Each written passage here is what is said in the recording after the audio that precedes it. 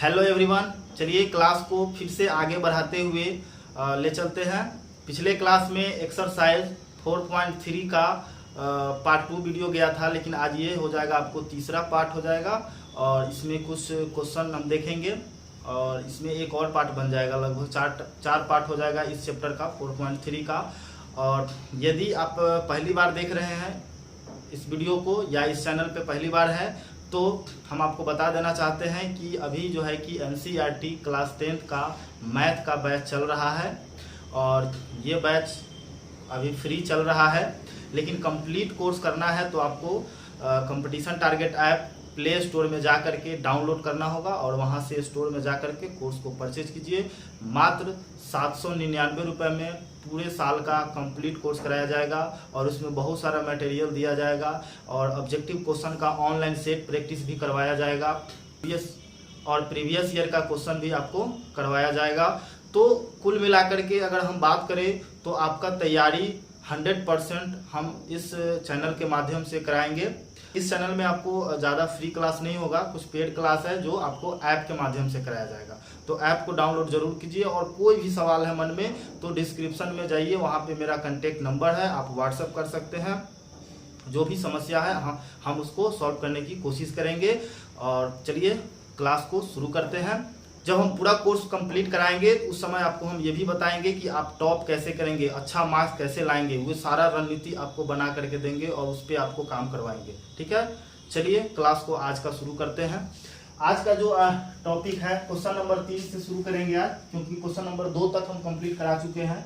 तो question number 3 में क्या है कि 2 क्वेश्चन दिया है एनसीईआरटी के बुक में, जिसमें आपको एक क्वेश्चन ये है और दूसरा क्वेश्चन ये है और इसका निकालना है क्या, मूल ज्ञात करना है। ठीक है, तो पहला क्वेश्चन में क्या कह रहा है कि x - 1/x बराबर 3 जहां पर x बराबर नहीं है 0। ठीक है, x बराबर 0 नहीं है। तो चलिए इसको हम सॉल्व कैसे करते हैं। पहले इसको लिखेंगे 1/x = 3। ठीक है, यहाँ पे कुछ नहीं तो 1 कर दीजिए और x और 1 का एलसीएम लेंगे तो कितना होगा x। ठीक है, तो ये हो जाएगा हमारा x² - 1 = 3। अगर आपको फ्रैक्शन आता है, भिन्न का जोड़ आता है तो आप इस तरीका से सॉल्व कर सकते हैं।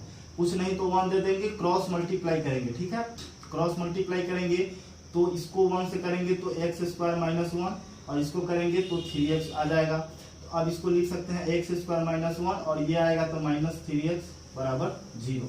इसको सजा लीजिए, x² - 3x - 1 = 0। अब यहाँ पे देखिए, अब हम इसमें चेक करेंगे क्या कि इसका फैक्टर आसानी से आएगा कि नहीं आएगा। अगर फैक्टर आसानी से आ जाएगा तो फैक्टर मेथड बना देंगे, अगर आसानी से फैक्टर नहीं आएगा तो हम द्विघात सूत्र का यूज करके निकाल देंगे। ठीक है, तो अगर हम पहला में तीसरा से मल्टीप्लाई करते हैं तो 1 आता है और 1 को फैक्टर करेंगे तो 1 ही आएगा, मतलब इसको हम फैक्टर करने में परेशानी होगा। ठीक है, मतलब निकलेगा लेकिन परेशानी होगा। तो चलिए इसको हम मान लेते हैं द्विघात सूत्र से निकालेंगे। ठीक है, द्विघाती सूत्र से निकालेंगे। इसको लिख लीजिए x² - 3x - 1 = 0। तो a बराबर 1, b बराबर हो जाएगा -3 और c बराबर हो जाएगा -1। तो हम जानते हैं कि x बराबर क्या हो जाएगा, -b ± √b² - 4ac/2a। ठीक है, तो ये फार्मूला हो गया। ठीक है, जहां पर द्विघाती सूत्र का ये फार्मूला होता है।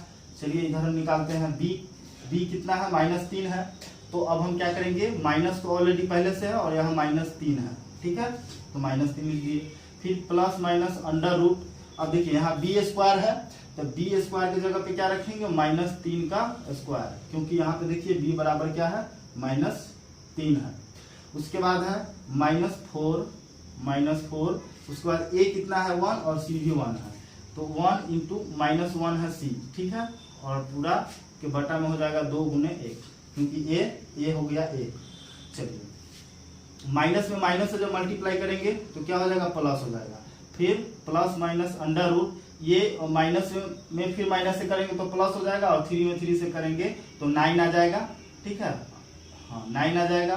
फिर अब देखिए माइनस और माइनस क्या हो जाएगा, प्लस, 4 × 4 और ये हो जाएगा 2 इकाई 2 हो जाएगा। ठीक है, तो ये हो गया 3 + minus root under 13 divide by 2। अब इसको हमको x का वैल्यू निकाल रहे हैं हम, ठीक है ना, x बराबर, तो x बराबर निकाल रहे हैं। तो इसमें हम कर सकते हैं एक x बराबर क्या हो जाएगा 3 प्लस रूट अंडर 13 बटा 2, और एक x बराबर कितना हो जाएगा 3 माइनस रूट अंडर 13 बाई 2।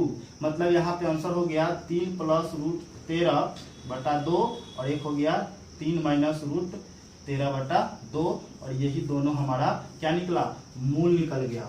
ठीक है, तो इस तरीका से इसका आंसर आप आसानी से निकाल सकते हैं। ठीक है, चलिए हम इस दूसरे क्वेश्चन को भी देखते हैं कि किस अप्रोच से ये बनेगा। ठीक, तो दूसरा क्वेश्चन कहता है कि 1/x + 4 और -1/x - 7 = 11/13, जहां पर क्या है कि x बराबर नहीं है -4 और 7। ठीक है, x का वैल्यू जो है कि -4 और 7 नहीं आना चाहिए। तो चलिए इस क्वेश्चन को फिर हम यहाँ नोट करेंगे कि x + 4 -1/x - 7 = 11/13। ठीक है, अब यहाँ भी क्या करेंगे, फ्रैक्शन करेंगे। ठीक है, तो x + 4 और x - 7 का अगर एलसीएम लेंगे तो x + 4 × x - 7 हो जाएगा। अब इसमें इससे अगर हम डिवाइड करेंगे तो x + 4 से x + 4 कैंसिल हो जाएगा, तो आया कितना x - 7, तो x - 7 यहाँ पे लिखेंगे, क्योंकि x - 7 में 1 से मल्टीप्लाई करेंगे तो उतना ही आएगा, x - 7 आ जाएगा। ठीक है, माइनस, यहाँ माइनस है इसलिए माइनस।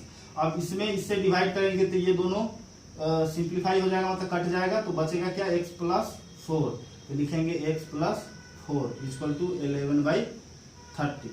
अब यहाँ पे देखिए x -7 और ये माइनस इस सब में गुना हो जाएगा, तो -x - 4, और ये हो जाएगा, इसको अगर हम मल्टीप्लाई करेंगे तो लिख लीजिए x × x - 7 + 4 × x - 7, मल्टीप्लाई में कर लिए, और ये 11/30 हो जाएगा। देखिए इस x से यह x क्या है, सिंप्लीफाई हो मतलब कट गया, और ये 7 और 4 क्या, -11। ठीक है, और इसको मल्टीप्लाई कीजिए, x में 1 से करेंगे तो x² -7 में 1 से करेंगे 7x + 4x और प्लस माइनस माइनस 28, 7 चौके 28, और ये 11/30 हो गया।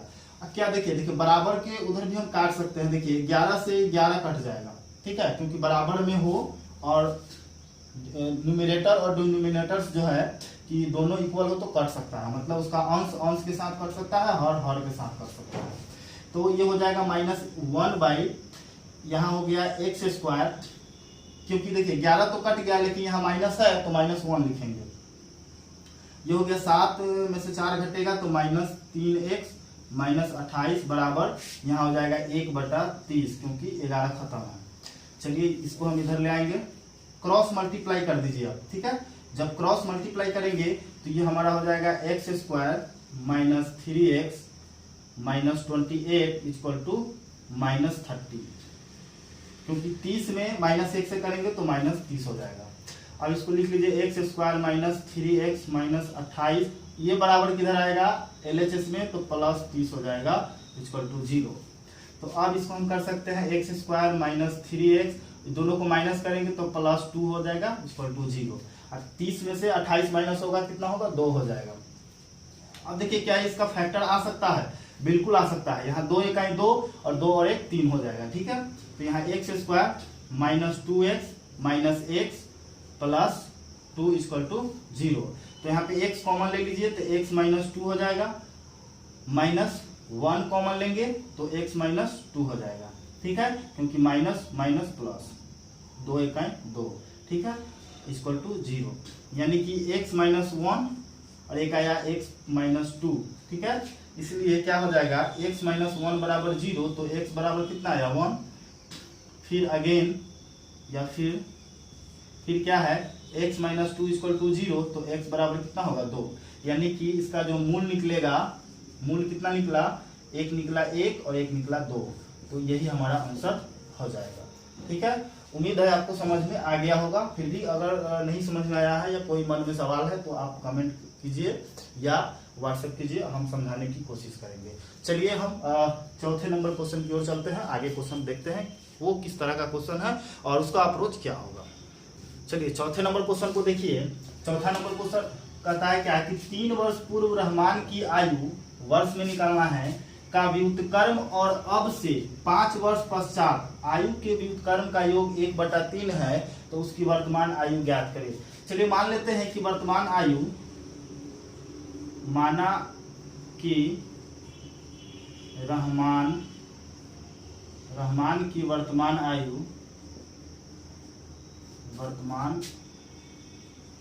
आयु हमारा क्या है 100 वर्ष है। ठीक है, तो 3 वर्ष पूर्व कह रहा है ना, तो 3 वर्ष पूर्व रहमान की आयु क्या हो जाएगा x माइनस 3 वर्ष हो जाएगा।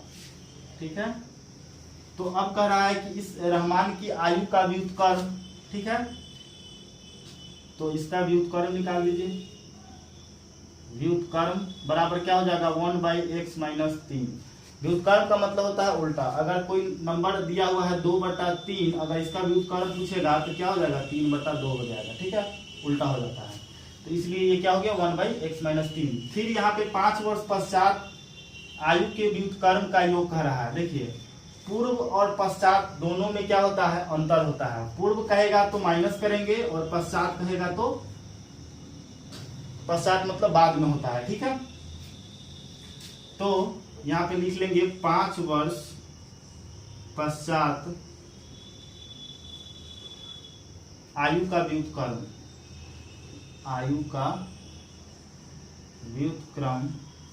कितना होगा 1/x + 5 हो जाएगा। ठीक है, क्योंकि पश्चात कहा और 5 वर्ष पश्चात आयु का व्युत्क्रम कितना हो जाएगा। अगर हम 5 वर्ष पश्चात आयु निकालेंगे तो x + 5 हो जाएगा, लेकिन व्युत्क्रम डायरेक्ट व्युत्क्रम निकाल दीजिए। व्युत्क्रम पूछ रहा है तो व्युत्क्रम यहाँ पे लिख दिए 1/x + 5। ठीक है, अब हम प्रश्न से चलेंगे। दोनों का योग दिया हुआ है कितना 1/3, यानी कि 1/x माइनस 3 प्लस 1/x + 5 बराबर दिया है 1/3। अब यहाँ पे क्या कीजिए, इसका एलसीएम निकाल लीजिए जैसे पहले निकाले थे। तो ये हो जाएगा x माइनस 3 और x + 5। ठीक है, अब देखिए ये दोनों कट जाएगा तो बचेगा क्या x + 5, फिर प्लस ये दोनों कट जाएगा तो x माइनस 3 बराबर 1/3। अब देखिए x और x कितना x हो जाएगा 2x प्लस 5 में से 3 माइनस होगा, कितना होगा 2। और इसको अगर मल्टीप्लाई करें तो x कॉमन ले लीजिए और इसको लिख लीजिए x + 5, माइनस 3 कॉमन लेंगे, इसको लिख लेंगे x + 5 = 1/3। चलिए एक स्टेप और नीचे चलिए, 2x + 2 भाई ये हो जाएगा, गुना कीजिए तो ये हो जाएगा x² + 5x minus 3x minus 15 = 1/3। देखिए x में x से करेंगे x², x में 5 से करेंगे 5x, फिर -3 में 1 से करेंगे तो -3x, फिर माइनस प्लस माइनस 5 के 15। ठीक है, अब यहाँ पे चलते हैं, लिखेंगे 2x + 2 और ये हो जाएगा x² और 5 में से 3 घटेगा कितना होगा 2x और -15 बराबर 1/3। क्रॉस मल्टीप्लाई कर दीजिए तो ये हो जाएगा x² + 2x माइनस 15 = 3 दूना 6, 6x + 6। तो ये हो जाएगा x² + 2x माइनस 15, ये बराबर की इधर आएगा LHS में तो -6x माइनस 6 = 0। और ये हमारा हो जाएगा x² माइनस 6 में से 2 घटेगा कितना होगा 4x हो जाएगा, और 15 और 6 कितना होगा -21 = 0। अब यहाँ पे आ गया हमारा द्विघात समीकरण में आ गया। अब इसका हम क्या कर सकते हैं, या तो फैक्टर निकाल सकते हैं या द्विघाती सूत्र का यूज करके हम इसका मूल निकाल सकते हैं। ठीक है, जैसे मूल निकलेगा मतलब x का वैल्यू निकल जाएगा तो हम क्या कर सकते हैं, वर्तमान आयु उसका आ जाएगा। तो अगर इसको हम फैक्टर करेंगे तो 21 × 21 और 7 × 21 होता है, और 7 में से 3 माइनस करेंगे तो 4x हो जाएगा, यानी कि x² minus 7x plus 3x minus 21 = 0। तो x कॉमन ले लीजिए तो x माइनस 7 प्लस 3 कॉमन ले लीजिए तो x माइनस 7 = 0, यानी कि x + 3 और यहाँ हो जाएगा x माइनस 7 यानी कि x का वैल्यू कितना आया -3 और यहाँ x का वैल्यू आया 7। तो माइनस में क्या होता है, ऋणात्मक वैल्यू नहीं होगा। तो ये पॉजिटिव में जब लेंगे तो 7 वर्ष, उसका वर्तमान आयु कितना हो जाएगा, 7 वर्ष हो जाएगा। ठीक है, क्योंकि हमसे वर्तमान आयु ही पूछ रहा है, उसकी वर्तमान आयु ज्ञात करें, जबकि हम वर्तमान आयु माने थे क्या, x वर्ष।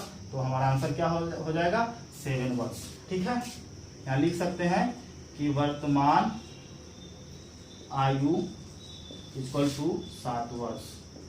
ठीक है, इसका आयु कितना, 7 वर्ष है वर्तमान।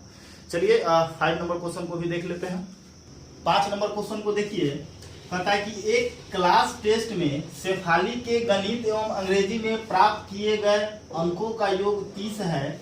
उसकी गणित में 2 अंक अधिक और अंग्रेजी में 3 अंक कम मिले होते तो उनके अंकों का गुणनफल कितना हो जाता, 210 हो जाता। उसके द्वारा दोनों विषयों में प्राप्त किए गए अंक ज्ञात कीजिए। चलिए मान लेते हैं यहाँ पर, माना गणित में प्राप्त अंक कितना हो जाएगा, x मान लेते हैं। तो अंग्रेजी में कितना हो जाएगा, अंग्रेजी में प्राप्त अंक कितना हो जाएगा, जबकि कह रहा है कि दोनों में जितना अंक प्राप्त किया गया है उसका योग कितना है, 30 है। तो अगर गणित में x है तो अंग्रेजी में मान लीजिए 30 माइनस x हो जाएगा। अब प्रश्नानुसार चलेंगे, प्रश्नानुसार चलते हैं। अब फिर कहा कि यदि उसकी गणित में 2 अंक अधिक, यानी कि गणित क्या है, x माने हैं, उसमें 2 अंक अधिक मिलता है और अंग्रेजी में 3 अंक कम मिलता है, यानी कि 30 माइनस x माइनस 3, तो उसका गुणनफल मतलब इंटू दोनों तरफ कर दीजिए, गुणनफल कितना हो जाता है, 210 हो जाता है। ठीक है, बस अब कुछ नहीं करना है। अब यहाँ पे इसको एक बार और लिख लीजिए, x प्लस 2 इंटू 30 नहीं होगा, 30 में से 3 माइनस होगा, कितना हो जाएगा, 27 माइनस x इक्वल टू 210। अब इस दोनों को मल्टीप्लाई करेंगे तो x into 27 minus x plus 2 into 27 minus x equal to 210 हो जाएगा। ठीक है, अब मल्टीप्लाई कीजिए, x में 27 से करेंगे तो 27x minus x square plus 27 दूना 54 माइनस 2x इक्वल टू 210।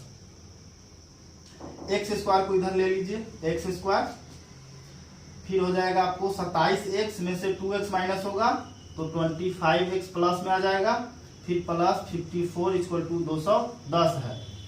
ठीक है, फिर minus x square plus 225x plus 54 और इसको बराबर किधर लाएंगे तो माइनस 210 इक्वल टू 0। तो एक बराबर लिखिए, x square plus 25x minus, अगर इसको हम माइनस करेंगे तो आएगा 156 इक्वल टू 0। ठीक है, 210 में से 54 माइनस करेंगे तो 156 आ जाएगा, लेकिन यहाँ माइनस है तो माइनस कॉमन ले लीजिए, एक्स स्क्वायर प्लस वाला क्या होगा, माइनस हो जाएगा, चिन्ह चेंज हो जाएगा, 156 इक्वल टू 0। हम इधर आते हैं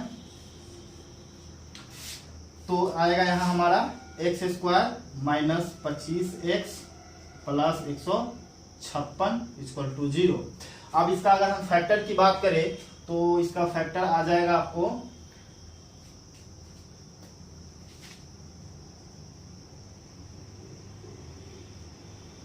चलिए 12 और 13 आ जाएगा, तो यहाँ लिख लेंगे x square minus 12x plus minus 13x plus 156 equal to 0। तो ये हो जाएगा हमारा x into x minus 12 minus 13 into x minus 12 equal to 0। तो x माइनस 12 और एक आ गया x माइनस 13 इक्वल टू 0। तो यहाँ पे लिख सकते हैं x इक्वल टू 12 एक आ गया और आ गया x इक्वल टू 13, मतलब 2x का 2 वैल्यू आया और दोनों पॉजिटिव में आया। तो यहाँ पे क्या हो सकता है, अब लिख दीजिएगा आप, यदि x बराबर 12 हो तो गणित में प्राप्त अंक कितना हो जाएगा, 12 ही होगा, क्योंकि गणित का हम x माने थे। और अंग्रेजी में कितना हो जाएगा, अंग्रेजी में प्राप्त अंक कितना हो जाएगा, क्योंकि यहाँ माने हैं 30 माइनस एक्स, तो 30 माइनस एक्स है तो यहाँ हो जाएगा हमारा 30 माइनस 12, यानी कि ये हो जाएगा हमारा 18 हो जाएगा। ठीक है, मतलब अंग्रेजी में 18। अगर गणित में 12 हो रहा है तो अंग्रेजी में कितना होगा, 18 हो जाएगा। यदि x बराबर अगर हम 13 लेते हैं, x बराबर अगर 13 हो तो गणित में प्राप्त अंक कितना हो जाएगा, 13 हो जाएगा। गणित में अगर हम x बराबर 13 लेते हैं तो गणित में कितना होगा, 13, क्योंकि x माने थे। और अंग्रेजी में कितना हो जाएगा, अंग्रेजी में प्राप्त अंक हो जाएगा यहाँ पे 30 माइनस एक्स किए थे, यानी कि 30 माइनस 13 बराबर हमारा हो जाएगा 17। ठीक है, मतलब ये हो गया हमारा 17। और अगर x बराबर 13 है तो मैथ में आ जाएगा 13 और अंग्रेजी में आ जाएगा 17, और इसी तरीका से लिख देना है और ये कंप्लीट बन चुका है। ठीक है, चलिए नेक्स्ट क्वेश्चन को भी ध्यान से देख लेते हैं। चलिए 6 नंबर क्वेश्चन को देखिए। 6 नंबर कहता है कि यदि एक आयताकार खेत का विकर्ण उसकी छोटी भुजा से 60 मीटर अधिक है, लंबा है, यदि बड़ी भुजा छोटी भुजा से 30 मीटर अधिक है तो खेत की भुजाएं ज्ञात कीजिए। ठीक है, तो इसको हम क्या करते हैं, मान लेते हैं, माना कि छोटी भुजा बराबर x मीटर है। ठीक है, छोटी भुजा x मीटर हो जाएगा, तो बड़ी भुजा हो जाएगा, बड़ी भुजा कितना हो जाएगा, कहता है कि बड़ी भुजा छोटी भुजा से 30 मीटर अधिक है, तो छोटी भुजा x है तो 30 मीटर अधिक हो जाएगा, मतलब x प्लस 30 मीटर हो जाएगा। ये हो गया हमारा बड़ी भुजा। उसके बाद विकर्ण की बात करें तो विकर्ण जो दिया हुआ है कहता है कि छोटी भुजा से 60 मीटर अधिक है, तो छोटी भुजा x है, x प्लस 60 मीटर, ये हमारा विकर्ण हो गया। यहाँ पर क्या है कि एक खेत है, इस तरीका का एक खेत होगा,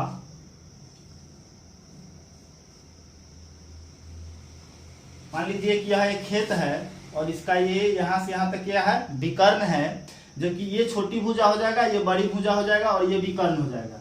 चलिए इसको मान लेते हैं A B C और ये हो गया D, जिसमें छोटी भुजा हम माने हैं क्या x, बड़ी भुजा माने हैं x प्लस 30 और विकर्ण हो गया x प्लस 60, और ये क्या है, समकोण हो रहा है। ठीक है, ये समकोण है। देखिए ये हमारा इस प्रकार का खेत है जिसमें ये सभी भुजाएं दिया गया है। अब हम प्रश्न के अनुसार चलेंगे। प्रश्नानुसार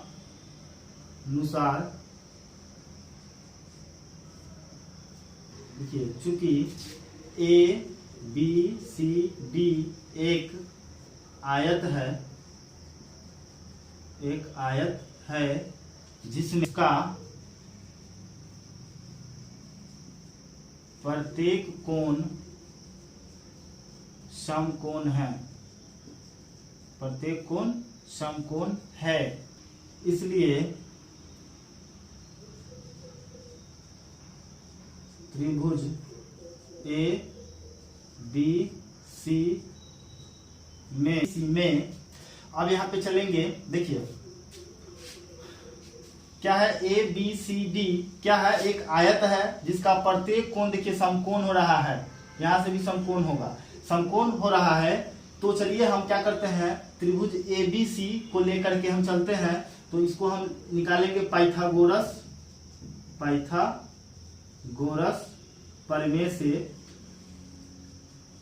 प्रमेय से हम जानते हैं कि क्या होता है, AC स्क्वायर बराबर AB square plus BC square. तो अब देखिए AC कौन सा है, AC हमारा x प्लस 60 है, तो क्या कर सकते हैं, x प्लस 60 का स्क्वायर बराबर AB हमारा है x, तो x का स्क्वायर प्लस BC है x प्लस 30, इसका स्क्वायर कर दीजिए। अगर इसको हम a प्लस बी को होल स्क्वायर पर तोड़ेंगे तो भी ठीक है, अगर नहीं तो इसको दो बार लिख करके भी हम कर सकते हैं गुना, लेकिन यहाँ पे हम क्या करेंगे, a प्लस बी को होल स्क्वायर पर तोड़ेंगे, तो यहाँ हो जाएगा x ए स्क्वायर, ये हो गया ए स्क्वायर, मतलब ये ए है और ये हमारा बी है, तो A square plus 2ab plus B square, ठीक है। यहाँ भी हो जाएगा एक्स स्क्वायर प्लस, इसको भी हम ए प्लस बी को होल स्क्वायर पर तोड़ेंगे, तो x square plus 2ab plus B square, ठीक है। अब इसको लिख सकते हैं एक्स स्क्वायर प्लस 60 दूना 120x, 60 दूना 120x प्लस 60 में 60 से मल्टीप्लाई करेंगे तो 3600 हो जाएगा। यहाँ हो जाएगा एक्स स्क्वायर प्लस 30 दूना 60x प्लस 30 में 30 से करेंगे तो 900 हो जाएगा। अब इसको एक बार और लिख लीजिए, x square plus 120x plus 3600 equal to x कितना हो जाएगा 2x square plus 60x plus 900, ठीक है। चलिए इस तरफ बना लेते हैं। इसको अब क्या करेंगे, LHS में लाएंगे, तो पहले जो है इसको लिख लेते हैं x square plus 120x plus 3600 minus, और ये बराबर हटाएंगे तो माइनस से सब में गुना हो जाएगा, तो minus 2x square minus 60x minus 900 equal to 0 हो जाएगा, बराबर 0 हो जाएगा। एक्स देखिए 2x स्क्वायर में से एक्स स्क्वायर माइनस होगा तो माइनस एक्स स्क्वायर बचेगा, और फिर यहाँ पे प्लस 120 में से 60 माइनस होगा तो 60x, 3600 में से 900 माइनस होगा तो हो जाएगा 2700 इक्वल टू 0, ठीक है। अब क्या करना है, देखिए यहाँ माइनस आ गया तो माइनस कॉमन ले लीजिए, तो ये हो जाएगा x square minus 60x minus 2700 equal to 0। Sorry यहाँ पे हाँ माइनस, ठीक है, हाँ अब सही है। तो इसको लिख सकते हैं x square minus 60x minus 2700 equal to 0। तो अब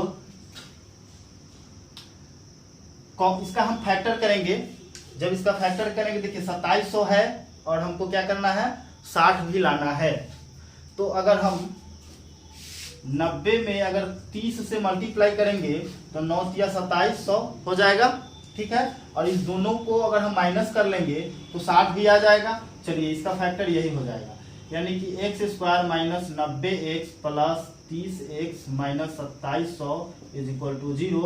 अब यहाँ पे x कॉमन लीजिए तो x माइनस 90 प्लस 1 को प्लस 30 कॉमन लीजिए तो x माइनस 90 इक्वल टू 0। तो एक वो आ गया x प्लस 30 और एक आ गया x माइनस 90, तो यहाँ हो गया x बराबर माइनस 30, यहाँ हो गया x बराबर 90।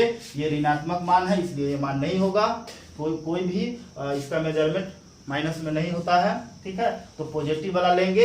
तो अब क्या कीजिए, यहाँ पे हम छोड़ दे रहे हैं क्योंकि यहाँ जगह नहीं है, तो आप उसको कंप्लीट कर लीजिएगा, यहाँ हम समझा देते हैं आपको। x का वैल्यू कितना लेंगे 90 लेंगे, तो अगर छोटी भुजा की बात करें तो ये कितना हो जाएगा 90 हो जाएगा। बड़ी भुजा की बात करें तो बड़ी भुजा में क्या करेंगे 90 प्लस 30 ऐड कर देंगे तो 120 हो जाएगा, ठीक है, ये हमारा 120 बन जाएगा। उसके बाद अगर हम विकर्ण की बात करें तो अगर यहाँ पे हम 90 रखेंगे तो ये हो जाएगा हमारा 150, विकर्ण कितना हो जाएगा 150। तो ये सारा चीज जो है कि आपको नीचे बढ़िया से लिख लेना है कि छोटी भुजा बराबर x मीटर तो x का वैल्यू लिख दीजिए, बड़ी भुजा बराबर x प्लस 30 मीटर तो उसका ही वैल्यू लिख दीजिए, विकर्ण बराबर x प्लस 60 तो उसका ही वैल्यू आप लिख लीजिए, ठीक। तो इस क्वेश्चन का आंसर ये निकल गया और इसको आप अच्छे से अपने कॉपी में लिख लेंगे। और इसके बाद 7, 8, 9, 10 जो भी क्वेश्चन है 11 तक क्वेश्चन है, तो ये क्वेश्चन को फिर हम अगले पार्ट में आपको कंप्लीट करा देंगे। और आज के लिए इतना ही। वीडियो अच्छा लगा है तो वीडियो को लाइक जरूर कीजिए, चैनल को सब्सक्राइब कीजिए, और लेटेस्ट अपडेट के लिए कंप्लीट कोर्स करना है तो प्ले स्टोर में जाइए और कंपटीशन टारगेट ऐप को डाउनलोड कीजिए, और क्योंकि वहां से हम पूरा कंप्लीट कोर्स कराने वाले हैं। फिर मिलते हैं अगले क्लास में। So thank you, bye bye.